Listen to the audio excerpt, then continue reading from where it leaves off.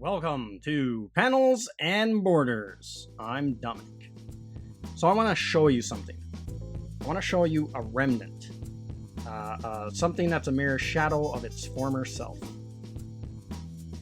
Something that was part of a huge boom back in the 90s, and it's like a fragment of that former boom in the comic book industry.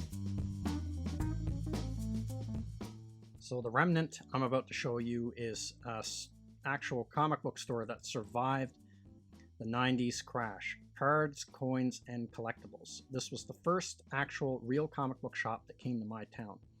Now this is its current location. It's only about the quarter of the size it used to be, but it actually used to be on the other side of this building, which I'm going to show you right away here. And it was a much larger store. So where the park bench is and this area here, there used to be a store there, and it was like an old style store, old fashioned store. It had like wooden floors and stuff into it. But that's what that was the original location of coins, cards, and collectibles.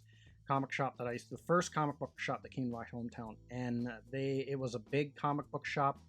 They had all new comics in there. They had sold toys and T-shirts and Star Trek uniforms. And I remember they had a big poster of Aliens versus Predator by Dark Horse up against the back wall. It was really a great store, and it was close to my school. So I always went there on my lunch breaks, and it was always packed with kids. And it was the business there was just booming. But now these days, coins, cards, and collectibles is basically a shadow of its former self.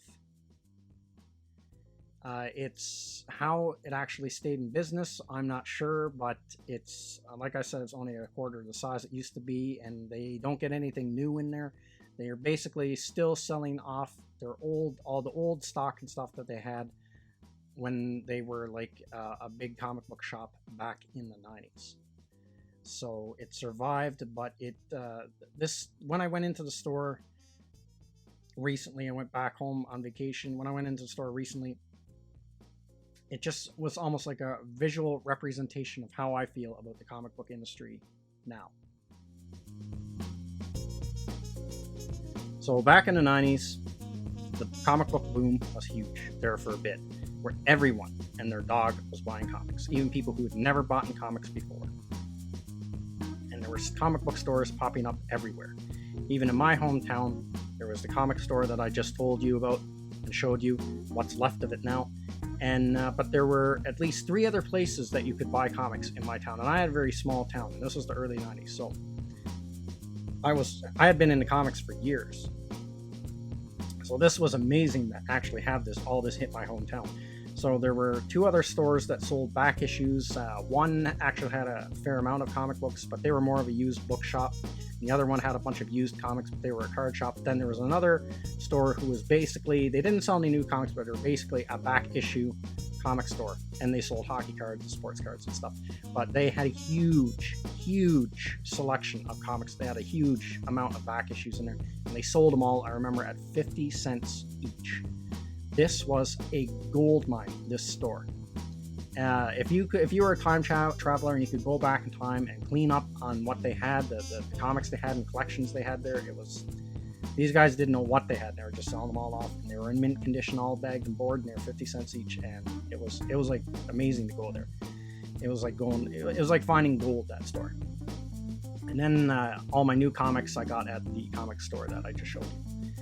So this article came out by Forbes, and I'm not going to go through the article. I read the article. I'll just summarize it because it's lengthy. So AT&T, the article implies that AT&T might fold up DC Comics. And the speculation is caused by that DC Comics didn't have a big presence at San Diego Comic-Con, where they normally do. They were relegated to a small corner. And the CEO were talking about all their plans for Warner Media, and DC Comics wasn't mentioned. And not only that, the past few months, DC Comics have been trimming the fat, laying people off. They canceled Vertigo and things like that. And now, so all this causes people to speculate that DC might get folded up. and AT&T wants to turn DC Comics into a lifestyle brand. Which I don't know how Marvel and DC expect to do this, turn superheroes into lifestyle brands, because it's not Nike, it's not Apple, it's like two totally different things. But anyway, that's what they want to do. And not only that, AT&T, this merger, AT&T buying Time Warner, it cost them $85.4 billion. And now they're $164 billion in the hole because of this. And it sounds like they're betting everything on streaming, on this streaming service. They got Warner Media because they want to start the Warner Media streaming service. That'll be the streaming channel that Dune, the Sisterhood, and all will be on and stuff like that. So they're betting a lot of money on the streaming service. So the streaming wars is going to be a bloodbath when all these guys start kicking into gear here.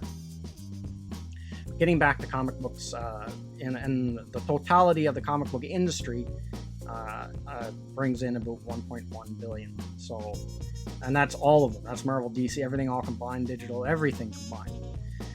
So everyone's asking the question, well, with Disney and AT&T, these big, huge corporations, is it even worth it for them to have DC Comics running or Marvel Comics running when these little, when they're so small divisions now and they're losing money, they're not making money. The comic book industry is shrinking. Well, why is the comic book industry shrinking? Well, see, I don't think there's any way you can turn it around now.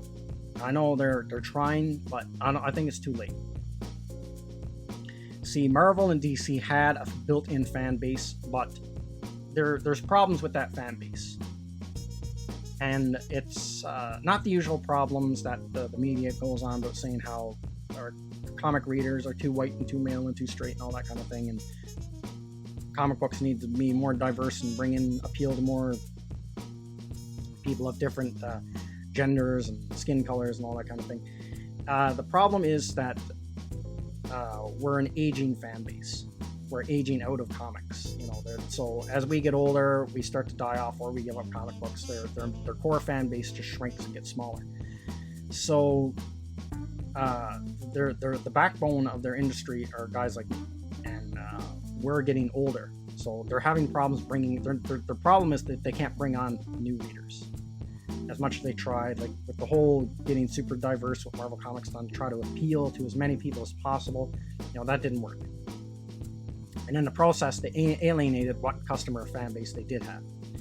So there's that, and just new people aren't getting into comics. Like a friend of mine, he has some kids that they love the MCU movies, they love to play the video games, so he tried introducing them, brought out some of his old comics, tried to get them into comic books.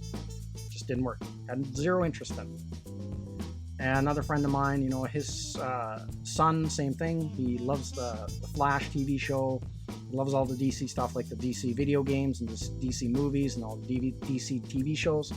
So he brought out some of his old Flash comics, tried to get him into it, tried to read it.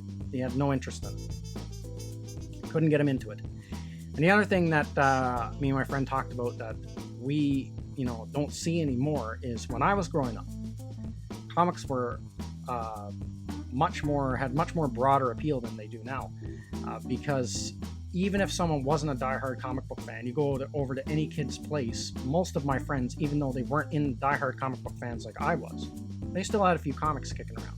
Like a friend of mine who was like a big sports fan, a wrestling fan, wasn't really into superheroes or anything, but even he had a few comics kicking around. Like he had a few Incredible Hulks, he had a few Robotech comics, stuff like that. You don't see that anymore.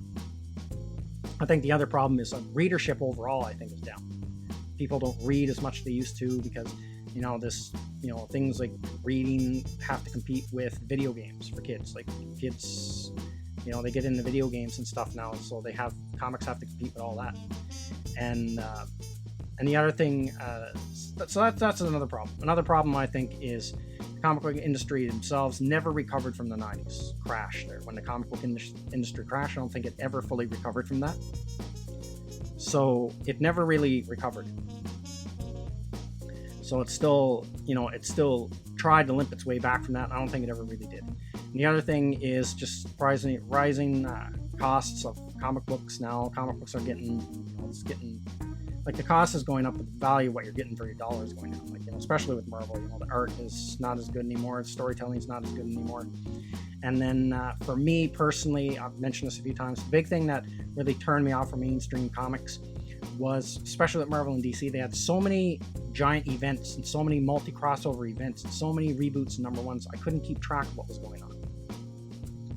And so, like, I was collecting the Incredible Hulk, and they just kept restarting it, and it was like being Indestructible Hulk, and then they rebooted that into a number one, to another kind of Hulk, and it just got too confusing, and the storylines were all over the place, so I just gave up.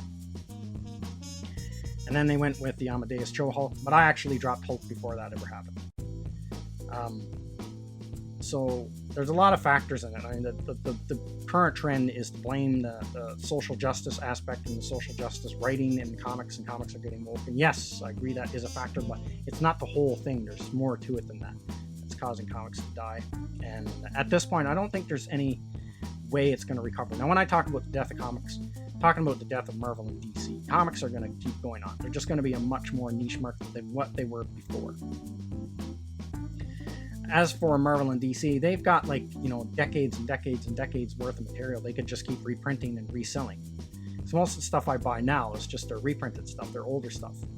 Like the Epic collection of the Incredible Hulk, I buy those. And the older stuff with Batman, I buy those. But as for their new stuff, the last new monthly thing I bought from was DC, and it was the Silencer. I was collecting that, and then they canceled that. So now I don't buy any new monthly DC stuff.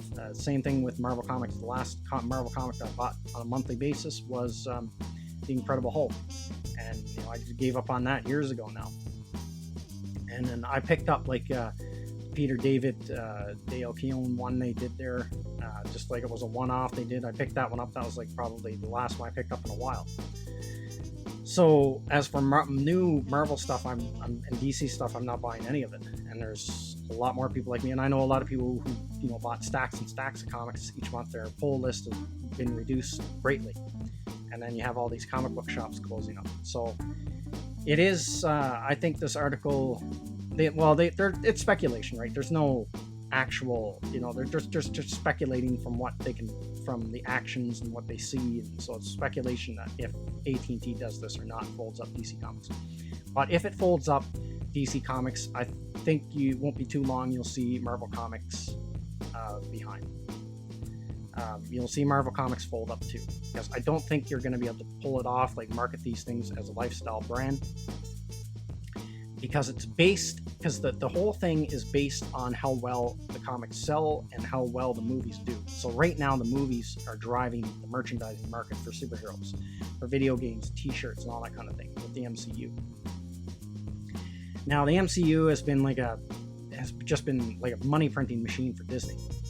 But we can kind of see now certain things, even though the movies are still making a lot of money, you kind of see the cracks there starting to form in the MCU, and some of the movies that they're coming out with, some of the creative decisions they're going with, and all that. So eventually that treadmill's got to stop. That train's going to derail itself. Like, that's not going to last forever. The MCU's there's no way a studio can make an MCU movie and just keep making $1 billion every movie infinitely. Like, people are going to get tired of it. People are going to get sick of it.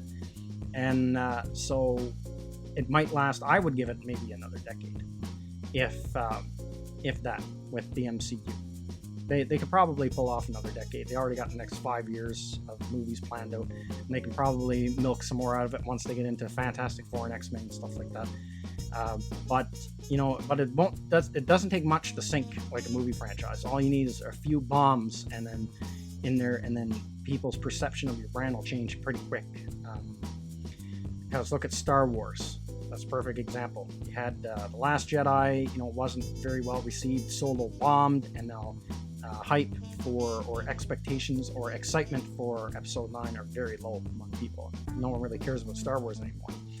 And so it won't take too many like that. It won't take too many bombs like that. I think Marvel, the MCU, is a little bit more durable than Star Wars, because it's Star Wars is like one franchise, but the MCU is like a network of franchise movies, kind of interconnected. So I think it can take more hits than what Star Wars can before it sinks.